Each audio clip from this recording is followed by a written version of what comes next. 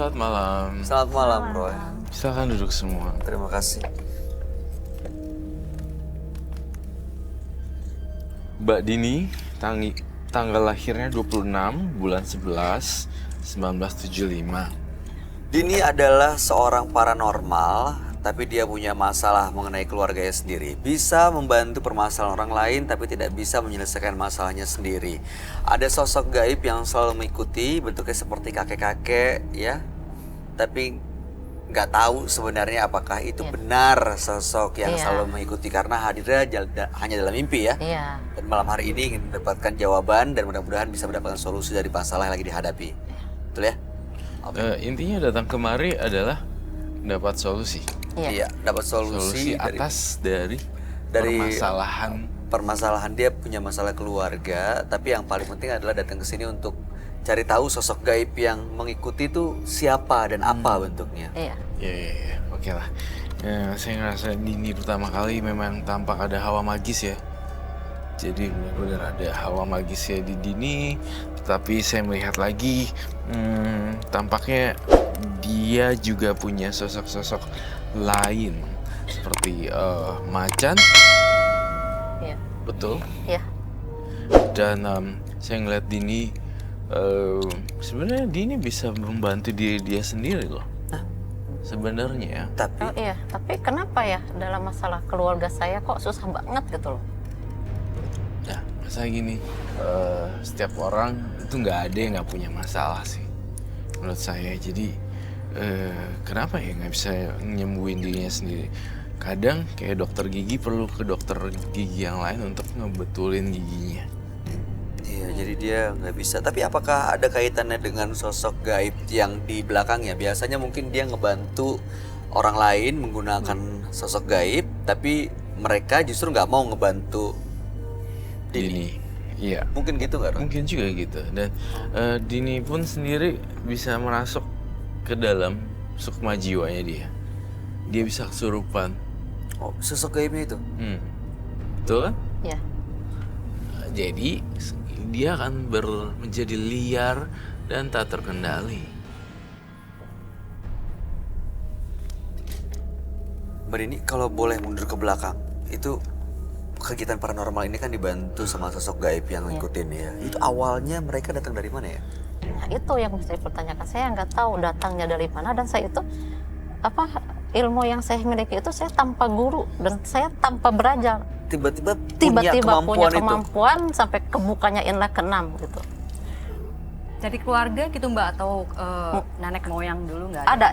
Ada dari keturunan ya. Oh, bisa jadi kayak gitu. Bisa ya? jadi dari keturunan. Keturunan, warisan leluhur. Iya.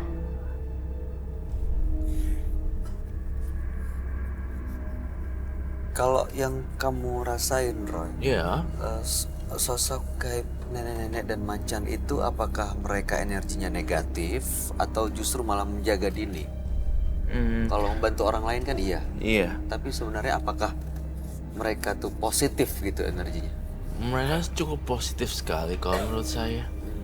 Karena kalau nggak positif nggak bakal ikut sampai lama banget kan. Oh, udah lama ya? Saya dari usia 25. Tuh, sekarang usianya berapa? 42. Udah 25. Iya. 25 ke 42 berarti kan jauh banget kan? Iya, sekitar 18 tahun. Iya. Nah, kalau dia nggak sayang pasti dia udah mati duluan deh dari 17 kapan-kapan tahun.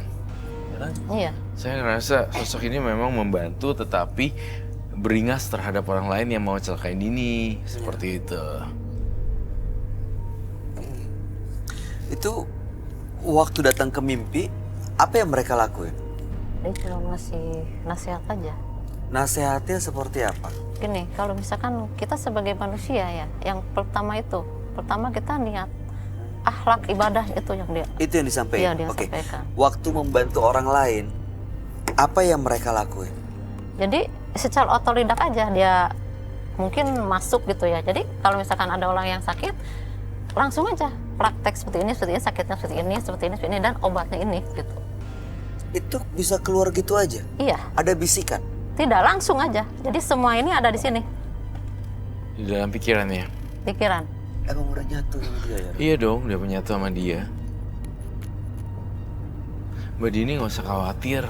sebenarnya kita bisa nih pelan-pelan kita cacah dulu masalahnya pelan-pelan, pelan-pelan. Nanti lama-lama kita ketemu solusinya. Sebagai seorang profesi paranormal, ya saya sangat ini ya tidak menjudging, tidak menghakimi profesi sih. Apapun yang dijalani asal happy, Iya, terserah udah, ya. terserah. Masing-masing gitu. Cuma yang saya khawatirin ini nih pikirannya dia terlalu kebanyakan mikirin yang enggak gitu. Jadi kayak misalnya ketakutan ini dan itu dan ini dan itu. Frekuensi itu yang dipakai oleh makhluk halus yang lain untuk merasuk dalam jiwa Mbak Dini. Emang ada lagi yang dikhawatirkan gitu ya, Pak? Ya karena mungkin ya kehilangan seorang suami gitu ya, pernah dikhianati suami, pernah diselingkuhi suami, ya mungkin ngefek dari sana. Ngefeknya dari sana. Itu kejadian ditinggal atau diselingkuhin itu udah lama? Ya kalau misalkan dihitung ya mungkin 2 tahun yang lalu. Kita nikah selama 7 tahun ya. Dari 1 tahun nikah sampai akhir saya cerai, saya tidak pernah apa yang namanya merasakan bahagia punya suami itu seperti apa. Saya tidak pernah bisa merasakannya. Kamu tahu nggak kenapa bisa orang yang punya kemampuan supernatural terkadang punya kehidupan cinta yang gagal? Nah itu Oh. yang saya pertanyakan.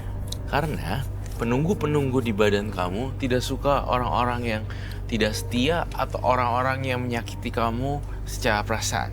Mbak Dini mungkin nggak tahu secara kasat mata dia jajan di luar apa enggak, atau dia baik secara ucapan terus depan belakangnya beda.